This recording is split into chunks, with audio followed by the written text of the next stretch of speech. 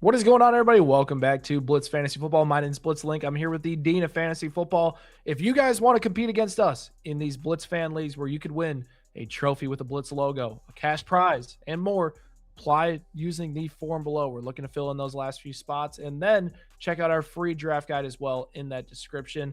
But today's video, we are tackling the late round tight ends that have league winning upside. You saw it last season. Harold Fannin was the tight end 30 entering the year.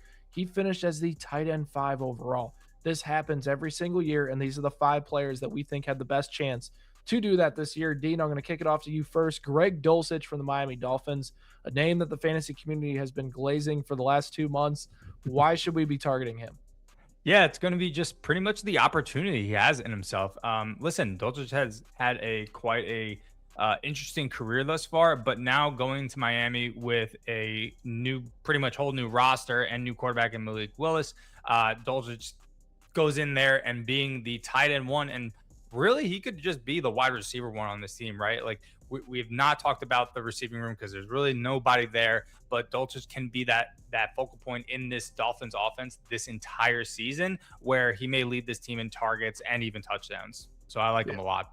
Yeah, I mean, he was second in yards per route run last year, fifth in yards after the catch per reception. Like those two numbers alone make sure that if he gets more opportunities, he could have some absolutely crazy numbers in fantasy football and take off with that. Like the one stat though that is not really like a massive stat, but it's super significant.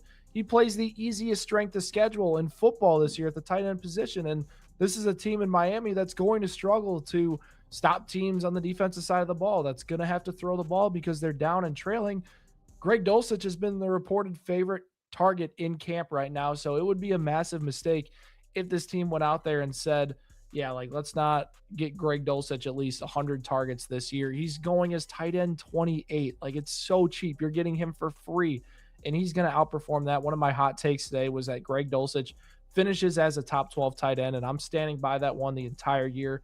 I think he's going to do it. The next player is Juwan Johnson, and Juwan Johnson was a very interesting player last year. Like if you look at the numbers, he had 73 catches, 889 yards. That's a very good season. He finished as the tight end 9, and he's going all the way as the tight end 16 right now, heading into the year with an improved situation and offense with the additions of Jordan Tyson, Travis Etienne, Tyler Shuck for an entire season. The Saints team is better. It seems like they're going to be competing this year as well. So everything around Juwan Johnson improved, and his numbers were really good analytically speaking. He was top 10 in yards after the catch, yards per route run, average depth of the target, every single good stat you want to see with him, but he's still tight end 16 in ADP. So what that tells me is Johnson's a player that is undervalued because, sure, maybe he doesn't have the top 5 upside at the position that you're chasing, but if I'm sitting there, like I like George Kittle and I don't think he's going to be healthy for the start of the season, I go and draft Juwan Johnson as my tight end 16 because I know he's playing. I know he's going to be right around that 10 to 16 point range per week. And then when George Kittle comes back, I can match up play based on that. But Juwan Johnson, like the floor is so high. Why would you not target him at his current ADP? Yeah, absolutely. I can not agree with you more. I think it makes the most sense. And now another year with now Tyler Shuck under center for, hopefully the entire season with Kellen Moore, it speaks volumes to me. And I guess I can go to the next guy here, Ryan, too. And we'll go down to Tennessee, a team that we've really been talking about a lot, and Gunnar Helm. This is going to be such a low price tag for an offense. I think me and you both think that has the potential to really improve this year with Cam Ward. And there's a lot of space going to be open in the middle of the field. And I think that's where Gunnar Helm comes in with the likes of Wan'Dale Robinson and Carnell Tate on the outsides, really opening the doors here for Helm this season.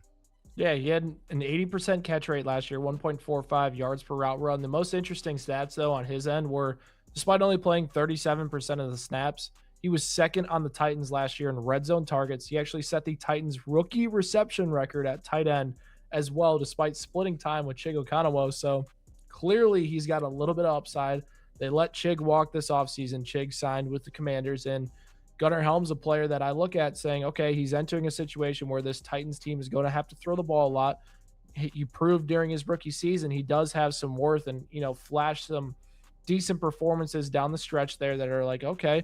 And he's only going as a tight end 24. Like there's the value there is just so free. And like if I'm in a tight end premium league, why would I not target Gunnar Helm and take the flyer on him and say, okay, maybe he can be productive here over these first couple of weeks. And Helm's a player that can just walk into a bigger role as the season progresses. And I know we like Carnell Tate and Wando Robinson, but who's to say like Helm doesn't have a big role in this offense too, and it has a 22 to 24% target share. Like I'm not willing to take that risk and not draft him a little bit in my fantasy leagues because I do think Helm's a very frisky play that we can go and target. Another frisky one is Chigo Kanamo. I kind of spoiled who we were going to talk about by just mentioning him during Gunnar Helm, but he does head over the Washington Commanders. I was higher on him before the Stephon Diggs signing, but there's still a strong chance he's a productive player this year. Think about it. They had Debo and Terry McLaurin, who were their top two options last year. Zach Ertz through 13 weeks was the tight end 14 in fantasy, and he was the worst player statistically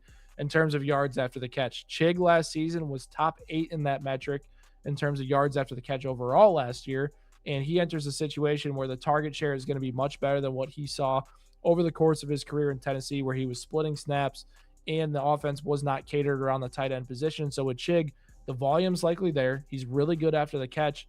This Commanders team is in a very weird situation. Like, I think they're going to be trailing in a decent amount of games, but their offense could be frisky. So I think Chig is definitely in a good situation to take that leap in fantasy football and is still a little bit undervalued to where I would be pricing him at. Yeah, absolutely. Listen, the Diggs signing is a little bit of a blow, but I really don't think it really brings down that ceiling for Chig. I mean, if you think about this Washington team 2 years ago when they went to the NFC Championship, Jaden Daniels had Zach Ertz as a top 10 tight end. Zach Ertz, very old. These are two different players here, man. And Chig, still young, can still contribute really well. And if we believe that Jaden Daniels and this entire team is back healthy, ready to go, how does Chig not knock on the door of a top 10 finish with the Commanders this year? So I really like it. I think it makes a lot of sense for Chig to be kind of a late round sleeper for the tight end position. Yeah, and I'll let you start this one off. Isaiah Likely is our last player. Yep. Dean, talk about the Giants and why Likely is going to be in for a great year. Yeah, listen, a lot of question marks around the wide receiver room for the Giants. Is Malik Neighbors fully healthy? Looks like he is, but it's going to be who's that second guy on this team. And if we really believe in this progression of Jackson Dart, he needs to throw the ball. And with him, his mobility, it opens up the doors for Isaiah Likely. You saw the Giants last year and Jackson Dart get Theo Johnson incorporated a lot, but he kind of fumbled that bag. And now you have John Harbaugh coming over, bringing over Isaiah Likely from the Ravens. He was kind of hitting a ceiling in Baltimore because he had Mark Andrews there. This is an opportunity for him to be tight end one on this Giants team. And if we all believe in that, really bounce back for this offense, I think Isaiah Likely is really going to be a huge focal point in this team. Yeah, I think Isaiah Likely is the most interesting one of this group. I mean, he's priced the highest. He's the tight end 12 entering the year, and we've seen it in some games. Like we've seen Isaiah Likely burst for 25 points and just have a massive breakout week in 2024. Like his underlying metrics were all really, really good. Like the first read share was high when he was on the field.